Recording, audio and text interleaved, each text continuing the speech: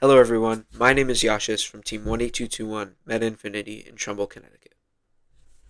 Hello, my name is Ankush from Team 18221, and welcome back to today's episode of Metacast.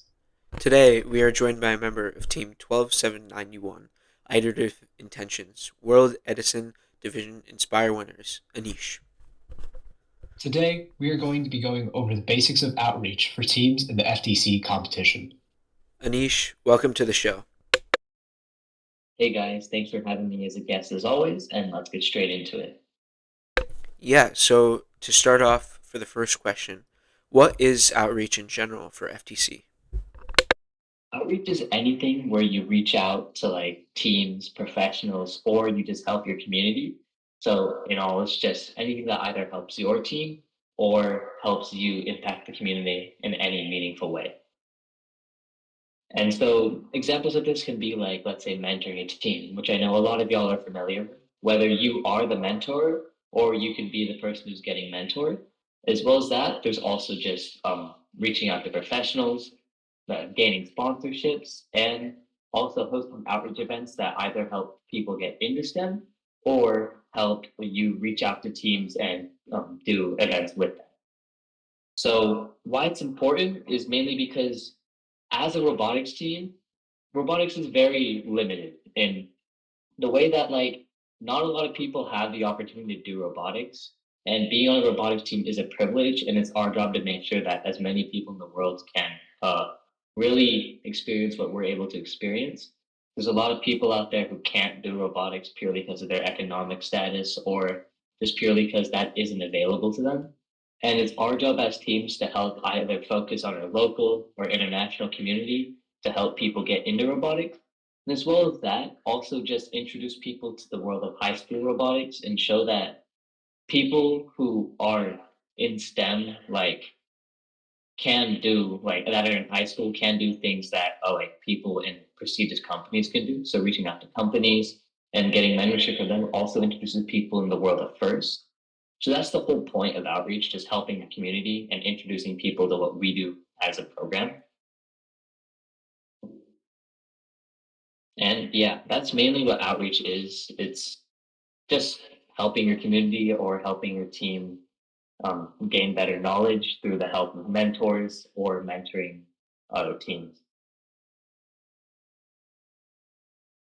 Yeah, so it's definitely fascinating to see how like these how you can like interact with mentors and how you can have these outside influences to get outreach going.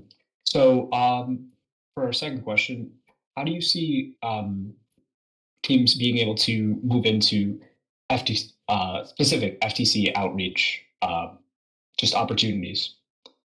Yeah. So FTC specific outreach is kind of all that I mentioned before, but for especially if you're looking to win some awards in competitions, there are certain things that judges do look at more closely than others. So, like, remember that there are two specific outreach awards, which are the Connect and Motivate Award, and those all factor into the coveted Inspire Award, which is just, the whole holy grail of FTC awards. And so, Connect specifically refers to connecting to people inside the STEM community. So, as I mentioned, connecting to professionals and gaining knowledge from them, as well as even acquiring sponsorship as you are connecting to companies for their help in you sustaining your team. So, those are like some examples of Connect. And Connect's important because as one of the awards that you want to go for, it is the highest ranked non-inspire like outreach award. So Connect does come over Motivate, and as well as that, the amount of knowledge you get from connecting to professionals is key.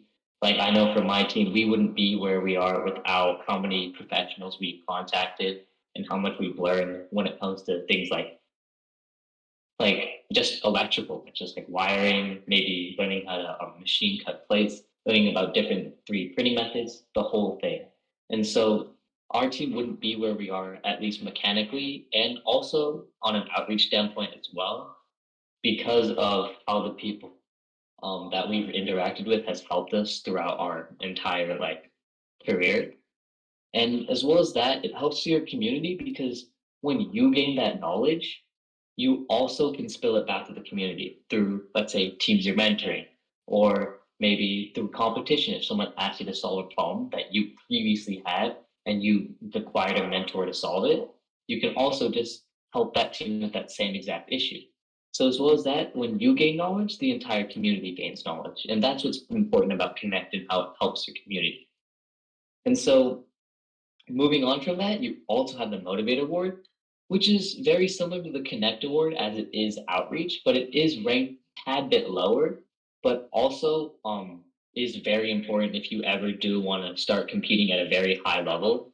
A lot of good teams that have very good Motivate, and it's not just for the sake of awards, it's for the sake of helping their community. So motivate is basically just motivating people that are outside the STEM community to join in and also helping mentor people inside the STEM community. So for example, mentoring teams would be a example of motivate because you're helping motivate them into becoming engineers and whatnot. As well as that, hosting outreach events that spread the awareness of STEM and especially first is very important as judges do take like a lot of weight when it comes to um I guess first specific outreach because there's a lot of impact there because you can see when people form teams, you can see that people are getting into the whole program. And as well as that, it also just makes I guess your community better just because now more people have the opportunity to get into robotics. So now you're not like it's not gate kept at any way. Now it's available to everyone, and that's the whole spirit of first, making sure everyone gets that opportunity to do whatever they want. So things such as motivating your other teams, that like mentoring them, or even like just doing other stuff that helps people who might not have the experience with robotics and just helping people who might not have experienced first to get on a team and do stuff that they wouldn't have done if they hadn't have run into you guys. So yeah, that's motivate in a nutshell as well. So these two awards are very important, as they are the FTC specific outreach awards. But um, it's really important as like a team if you want to know that the outreach that you've done is getting recognized and you are getting success because of how much work you've had to put in. Make sure to read the guidelines on those awards and make sure that you are doing exactly what they say, especially when it comes to documentation too. Because I know a lot of teams who have spent thousands of hours into outreach but haven't necessarily got the absolute best awards they could have gotten, even though I believe they do deserve them. So when it comes to FTC specific outreach, there are two awards, and yeah, it's and all basically forms of outreach kind of fit into those two awards. Just put them where you see fit, and yeah, that's how outreach can really affect your FTC performance as well. Yeah, that makes a ton of sense. FTC specific outreach is really important, especially for those two uh, awards that are in the FTC program that allow you to move on to other events from your qualifier to states and so on. And lastly, our third question is: a lot of teams have struggles not with finding outreach, but with conveying their outreach to judges or showing that the judges that it actually happened. So, how would you suggest is the best way to go about documenting or keeping track of one's outreach?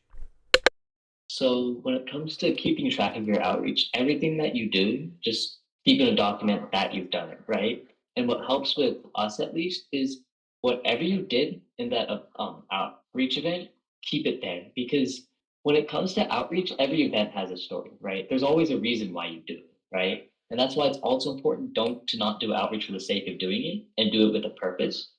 So having a story that goes with every outreach event and like showing that you actually were there and not just saying you did it, like maybe showing pictures, like especially when it comes to showing pictures, it shows that you were there. And as well as that, there has to be some specific problem you're trying to solve, right?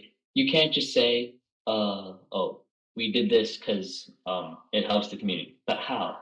Is there really a lack of STEM in the opportunity? There are a lot of issues in the world. And what we've seen from a lot of teams is just some people do outreach for the sake of it and rather to not actually solve problems that we see and like are very easily recognizable in society and just like even in your local community as well. So being sure that you try to solve problems is key. But even more than that, just conveying the stats of your outreach is also important. Like sometimes not every outreach event solves a specific problem, but you still get people in it, and that's perfectly fine.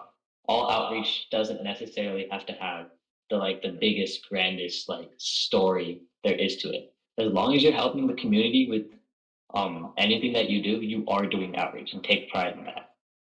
But the most effective outreach is aiming to solve a huge problem that you see in your community or in your international community.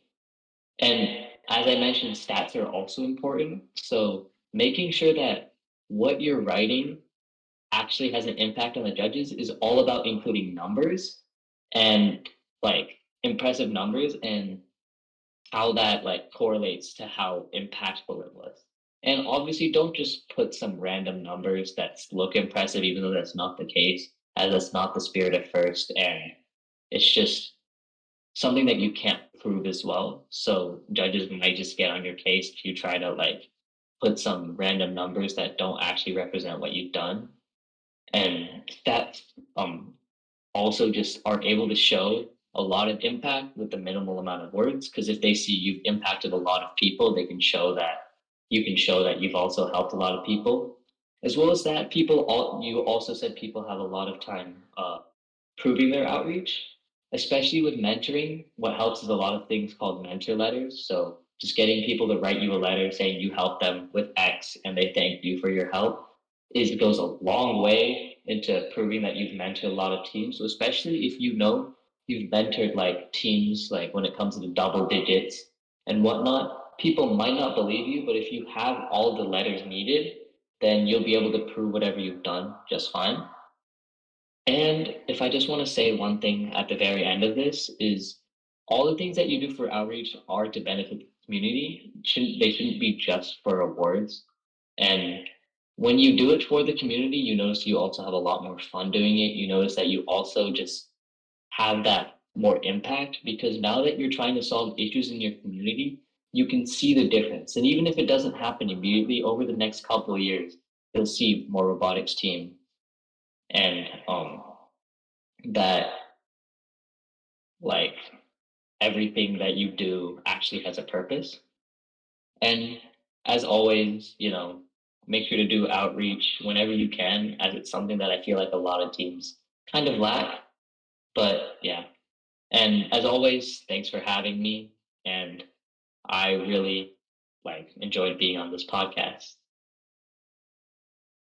Yeah, those are some really good points you were making there, especially like at the end, how you're saying how outreach was like you got to do it to like actually make a lasting change. Like, technology can have a lot of impact on our individual communities just across the country. So like it's really cool to like it's always interesting to just see how you can affect real change by doing outreach and not just like do it just for an award or just for the sake of doing it.